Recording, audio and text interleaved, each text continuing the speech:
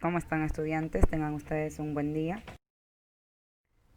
El tema de hoy es la reproducción de las plantas y el objetivo es diferenciar la reproducción sexual de la asexual y determinar la importancia para la supervivencia de diferentes especies.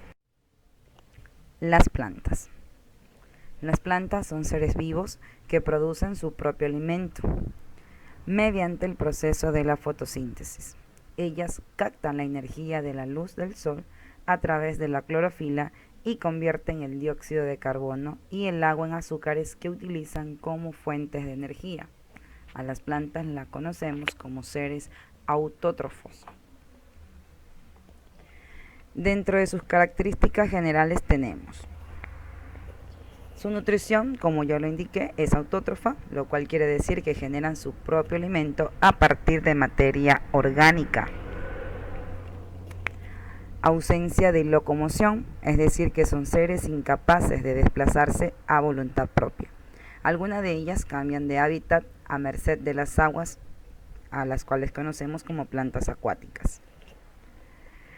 Además, sus células están dotadas de pared celular, o sea, que sus células presentan una estructura rígida de celulosa que recubre su membrana plasmática, confiriéndoles dureza, resistencia, pero haciendo más lento y complicado el proceso de crecimiento. Bien, las plantas...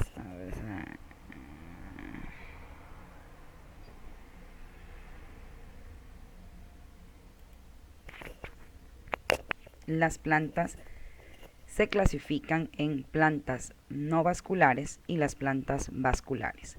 Las plantas no vasculares son hojas sin venas y aquí nosotros podemos tener como ejemplo a los musgos y a las hepáticas.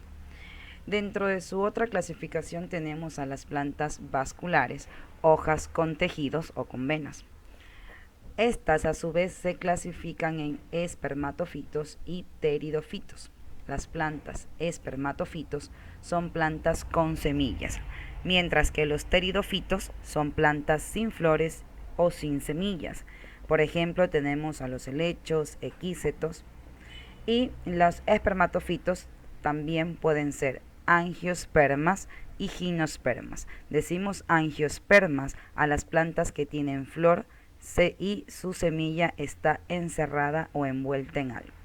Y estas a su vez pueden ser monocotiledóneas y dicotiledóneas, mientras que las plantas espermatofitos gimnospermas son plantas que no tienen flor y su semilla está descubierta. Bien, vamos a ver ahora la reproducción de las plantas. Las plantas tienen una reproducción asexual y también tienen reproducción sexual. En este caso, vamos a ver la reproducción asexual de las plantas. Tiene su origen en un proceso de mitosis celular y da lugar a un nuevo individuo exactamente igual a su progenitor. Se da sobre todo en las plantas no vasculares y puede ocurrir por esporas, propágulos o por mano de las personas en forma de multiplicación vegetativa. Bien, los propágulos ya sabes que las plantas son seres vivos y que como tales se reproducen. Existen dos tipos de reproducción en las plantas: la reproducción sexual de las plantas y la reproducción asexual de las plantas. En este video vamos a aprender qué es la reproducción asexual de las plantas. Acerca de la reproducción asexual. ¿Qué es la reproducción asexual? Muchas plantas se reproducen a partir de partes de su cuerpo, sin que intervengan flores ni semillas. A este tipo de reproducción se le llama reproducción asexual, porque interviene una sola planta y no dos, como en la reproducción sexual. Las plantas que proceden de la reproducción asexual son iguales que la planta progenitora. En cambio, las que se forman por reproducción sexual tienen características de sus dos progenitores. En la naturaleza, las plantas usan diversos sistemas para reproducirse asexualmente, como por ejemplo los estolones, los rizomas o los tubérculos. Los estolones son tallos que crecen sobre el suelo horizontalmente. Cada cierto espacio producen raíces y dan origen a una nueva planta. Los rizomas son tallos subterráneos horizontales que cada cierto espacio emiten tallos hacia arriba y forman una nueva planta. Y los tubérculos son un tipo de rizoma que está engrosado para almacenar alimento. Un ejemplo de tubérculo es la patata. ¿Cuáles son los usos de la reproducción asexual? La capacidad de las plantas para reproducirse asexualmente resulta útil en la agricultura. Por ejemplo, los geranios, las vides y los rosales se reproducen mediante esquejes, que son fragmentos de tallos con alguna yema. Al plantar un esqueje, este desarrolla una raíz y da origen a una nueva planta. Otro sistema que se utiliza es el injerto. Consiste en unir un fragmento de una planta a otra. El injerto se desarrolla con las características de la planta de la que procede, aunque esté sobre otra planta.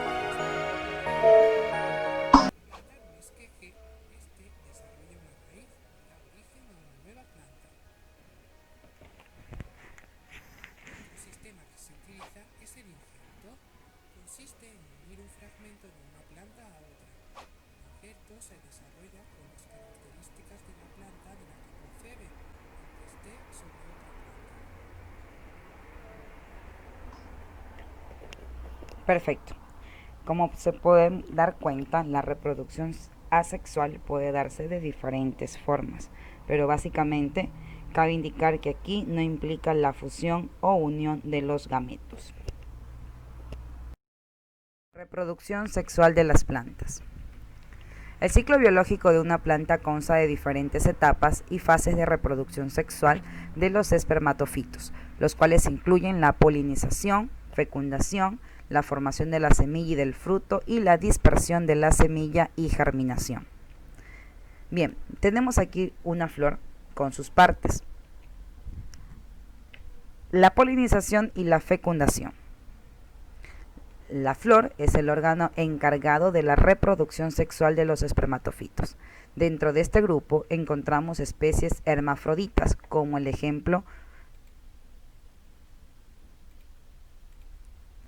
de la flor que tenemos aquí en esta imagen.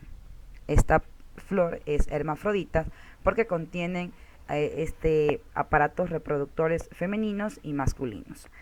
Y también especies unisexuales, es decir, flores que solo poseen aparato reproductor masculino, llamado a este androceo, o femenino ginoceo. Bien, las flores no solo son bonitas, sino también son importantes para la fabricación de las semillas. Las flores tienen algunas partes básicas, como por ejemplo el pétalo, las anteras, filamentos, sépalo, receptáculo, ovario, el óvulo, el estilo, el estigma. El pistilo está situado en el centro de la flor y está compuesto especialmente por 3 partes. El pistilo, de hecho, es la parte femenina de la flor. Repito, el pistilo es la parte femenina de la flor y está compuesto por el estigma, por el estilo, el ovario y el óvulo, ¿sí? El estigma es la perilla pegajosa en la punta del pistilo. Está pegada al tubo largo llamado estilo. El estilo conduce al ovario, que contiene las células femeninas del huevo llamado ovarios, es decir, aquí. Y aquí adentro de los ovarios básicamente se encuentran los óvulos. Luego tenemos nosotros las partes masculinas, las cuales son llamadas estambres y están compuestas por la antera y filamento. Estas rodean generalmente al pistilo, si se dan ustedes cuenta, están rodeadas, están alrededor, ubicadas del pistilo. Y la antera es la que produce el polen, esto que está aquí contiene básicamente el polen. Y el filamento es la que sostiene a la antera. La antera produce el polen, que es en este caso llamados los espermas masculinos, y el filamento, como ya les había indicado, es la que sostiene a la antera. Bien, durante el proceso de fertilización o polinización, el polen llega al estigma, un tubo que crece debajo del estilo, y entra al ovario, es decir, por aquí. Los espermas masculinos viajan a través del tubo y se juntan con el óvulo, aquí abajo, fertilizándolo. El óvulo fertilizado se convierte en una semilla y el ovario se convierte en una fruta. Bien, los pétalos también cumplen una función importante en la flor porque ayudan a atraer los polinizadores tales como las abejas, mariposas y murciélagos. También nosotros podemos verlos en estas hojas verdes llamadas sépalos en la base de la flor. Los sépalos, es decir, esta parte que está aquí verde, los sépalos ayudan en cambio a proteger al brote que se forma. Los insectos y los otros animales ayudan a polinizar algunas flores. Durante el periodo de reproducción, la antera y los estambres maduran y liberan los granos de polen que se han formado en su interior. Al transporte de grano de polen desde la antera hasta el gineceo lo denominamos polinización. Tenemos la polinización cruzada, que es cuando el polen que llega al gineceo, es decir, la parte femenina de la planta, procede de otra flor. Se da en la mayoría de los espermatofitos. Por ejemplo, conocemos anemogamia, que es aquel tipo de polinización en la que el polen está transportado de una flor a otra por el viento. Mientras que la zoogamia consiste en el transporte del polen por parte de un animal, en especial los insectos, aunque también se da entre otros invertebrados, incluso algunos vertebrados como las aves y los mamíferos. Es decir, que esta polinización puede ser por el viento o mediante animales. Y también tenemos la polinización directa, que es cuando el polen que llega al gineceo cae directamente del androceo, es decir, de la parte masculina de la flor, y esta se produce básicamente en plantas hermafroditas, como el ejemplo anterior. Bien, cuando el grano de polen llega al pistilo se inicia la formación del tubo polínico. Se trata de una estructura en la que se encuentran los gametos masculinos y que crece en el interior del pistilo hasta que se pone en contacto con el gameto femenino, que denominamos ovocélula, y se encuentra en un número variable dentro del ovario. La célula resultante de la unión de los gametos recibe el nombre de cigoto. El cigoto se dividirá sucesivamente en muchas células hasta formar al nuevo individuo. Como podemos ver en la imagen, hasta formar al fruto en este caso. En cambio, la germinación es el proceso de desarrollo del embrión hasta que se forma una nueva planta. En la siguiente diapositiva vamos a ver un video acerca de la reproducción sexual en las plantas. Los animales necesitan a las plantas para alimentarse. Por su parte, las plantas necesitan a los animales para reproducirse. Como ya sabes, las flores son los órganos reproductores de las plantas. Tienen una parte masculina y otra femenina. La parte masculina de la flor está formada por los estambres. En su parte más alta, los estambres tienen unos agrupamientos, las anteras, en las que se produce el polen. El polen es un polvillo formado por unos granos muy pequeños de tamaño microscópico. La parte femenina de la flor es el pistilo. El pistilo tiene en su base una zona más ancha, el ovario, en la que se encuentran los óvulos. Los estambres y el pistilo están rodeados por la corola y el cáliz. ¿Qué es la polinización? El primer paso para la reproducción sexual de las plantas es la polinización, que consiste en el paso del polen desde las anteras al pistilo. Aunque la mayoría de las flores poseen estambres y pistilo, lo habitual es que el polen de una flor viaje hasta el pistilo de otra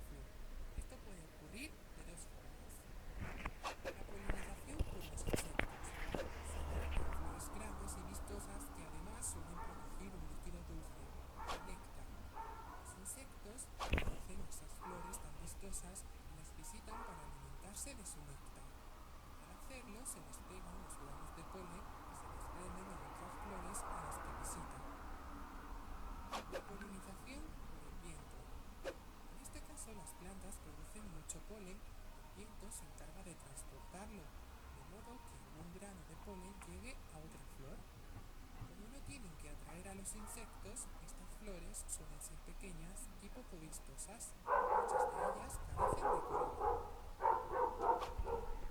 ¿Qué es el fruto de la semilla?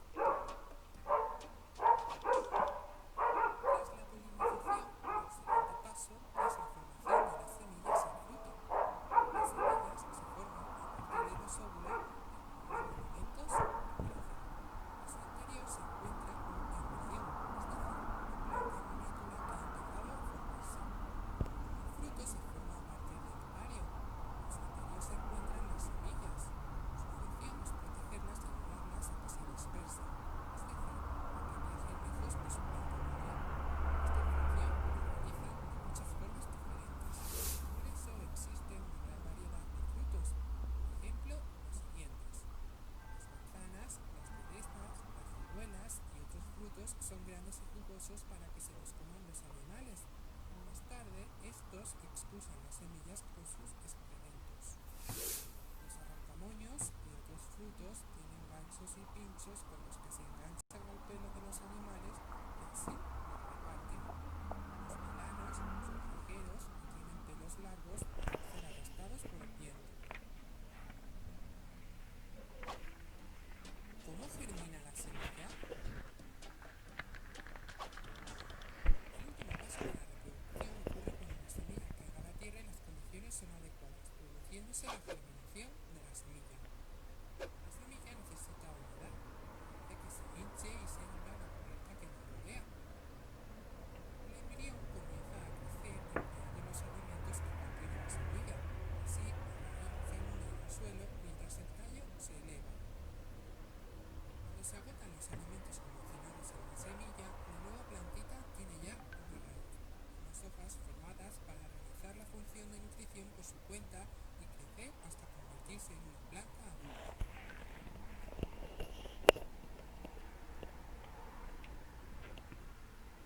Bien, hemos visto ya la reproducción sexual y asexual de las plantas, pero ¿cuál es su importancia?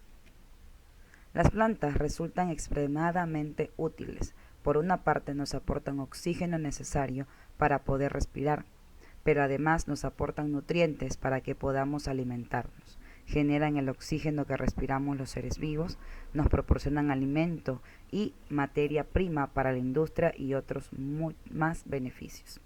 De hecho, la fotosíntesis es el proceso que mantiene la vida en nuestro planeta. Las plantas terrestres, las algas del agua, de las aguas dulces, marinas o las que habitan en los océanos realizan este proceso de transformación de la materia inorgánica en materia orgánica y al mismo tiempo convierten la energía solar en energía química. Los animales necesitan a las plantas para alimentarse. Por su parte, las plantas necesitan a los animales para reproducirse. Como ya sabes, las flores son los órganos reproductores de las plantas. Tienen una parte masculina y otra femenina. La parte masculina de la flor está formada por los estambres. En su zona más alta, los estambres tienen unos abultamientos, las anteras, en las que se produce el polen. El polen es un polvillo formado por unos granos muy pequeños de tamaño microscópico. La parte femenina de la flor es el pistilo. El pistilo tiene en su base una zona más ancha, el ovario, en la que se encuentran los óvulos. Los estambres y el pistilo están rodeados por la corola y el cáliz. ¿Qué es la polinización? El primer paso para la reproducción sexual de las plantas es la polinización, que consiste en el paso del polen desde las anteras al pistilo. Aunque la mayoría de las flores poseen estambres y pistilo, lo habitual es que el polen de una flor viaje hasta el pistilo de otra flor. Esto puede ocurrir de dos formas. La polinización por los insectos. Se da en flores grandes y vistosas que además suelen producir un líquido dulce, el néctar. Los insectos reconocen esas flores tan vistosas y las visitan para alimentarse de su néctar. Al hacerlo, se les pegan los granos de polen que se desprenden en otras flores a las que visitan. La polinización por el viento. En este caso, las plantas producen mucho polen y el viento se encarga de transportarlo, de modo que algún grano de polen llegue a otra flor. Como no tienen que atraer a los insectos, estas flores suelen ser pequeñas y poco vistosas. Muchas de ellas carecen de corola. ¿Qué es el fruto y la semilla? Tras la polinización, el siguiente paso es la formación de las semillas y el fruto. Las semillas se forman a partir de los óvulos que acumulan alimentos y crecen. En su interior se encuentra un embrión, es decir, una planta en miniatura que ha empezado a formarse. El fruto se forma a partir del ovario. En su interior se encuentran las semillas. Su función es protegerlas y ayudarlas a que se dispersen, es decir, a que viajen lejos de su planta madre. Esta función la realizan de muchas formas diferentes. Por eso existe una gran variedad de frutos. Por ejemplo, los siguientes. Las manzanas, las cerezas, las ciruelas y otros frutos son grandes y jugosos para que se los coman los animales. Más tarde, estos expulsan las semillas con sus excrementos. Los arrancamoños y otros frutos tienen ganchos y pinchos con los que se enganchan al pelo de los animales que así los reparten. Los vilanos son ligeros y tienen pelos largos para ser arrastrados por el viento. ¿Cómo germina la semilla? El último paso de la reproducción ocurre cuando la semilla cae a la tierra y las condiciones son adecuadas, produciéndose la germinación de la semilla. La semilla necesita humedad, que hace que se hinche y se abra la cubierta que lo rodea.